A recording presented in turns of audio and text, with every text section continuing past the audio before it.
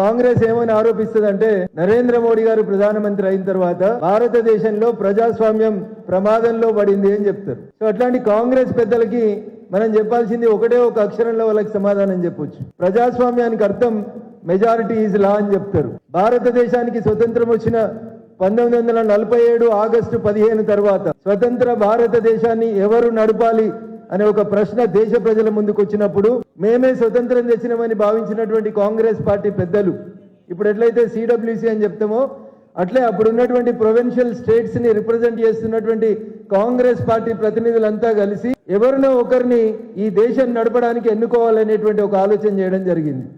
So ఆ రోజు ముఖ్యంగా 2 పేర్లు ఆ కమిటీ ముందుకు వచ్చినాయి. ఒకటి గౌరవనీయులు సర్దార్ వల్లభాయ్ పటేల్, రెండోది పండిట్ జవహర్ లాల్ నెహ్రూ. సో ఓటింగ్ పెట్టినారు. ఎవరికి ఓటేయాలనేది కాంగ్రెస్ పార్టీ పెద్దల్ని ఓటేయమని అడిగారు, ప్రజల్ని అడగలేదు. 16 మంది సర్దార్ వల్లభాయ్ పటేల్ కోటేసిండ్రు, ఒక్కరు మాత్రమే పండిట్ జవహర్ లాల్ నెహ్రూ కోటేసిండ్రు. సో 16 మంది ఓట్లేసిన ఆయన ప్రైమ్ మినిస్టర్ కావాలి, ఒక్క ఓటేసిన ఆయన పక్క కూర్చోవాలి. కానీ 1947 ఆగస్టు 15 తర్వాత స్వతంత్ర భారతదేశానికి కాంగ్రెస్ ప్రజాస్వామ్యం అనే పదాన్ని కూనీ చేసి ఒక్క ఓటు వచ్చిన ఆయన తెచ్చి ప్రధానమంత్రి కుర్చీలో కూర్చోబెట్టిన రోజే ఈ దేశంలో ప్రజాస్వామ్యం చచ్చిపోయింది. దానికి కారణం ఎవరంటే కాంగ్రెస్ పార్టీ అని చెప్పాలి. ప్రజల ఓట్లు అడగలే ఆ రోజు కాంగ్రెస్ పార్టీ.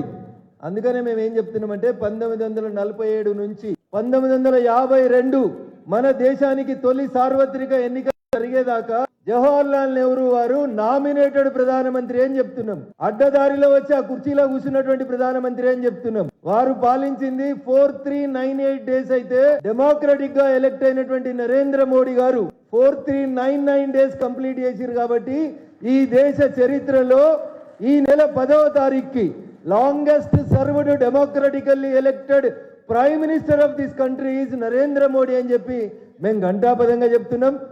ఇంకో 3 సంవత్సరాలు ఎన్డీఏ నాయకుడిగా ఈ దేశ ప్రధానిగా నరేంద్ర మోడీ గారే ఉంటారు. కాంగ్రెస్ మిత్రులారా, ఇండియాలో ఎవరో మాట్లాడుతున్నారు, బీజేపీ వాళ్ళు ఓటు చోరీ కాదు సీటు చోరీ చేసిర్రు అని చెప్తున్నారు. ఈ సీటు చోరీ 1947లో సర్దార్ వల్లభాయ్ పటేల్ దగ్గరికి వెళ్ళి సీటు గుంజుకొని జవహర్ లాల్ నెహ్రూ గారు నా కుర్చీలో కూర్చోబెట్టినప్పుడే ఈ సీట్ చోరీ కార్యక్రమం చేసింది ఎవరంటే అయ్యా రేవంత్ రెడ్డి.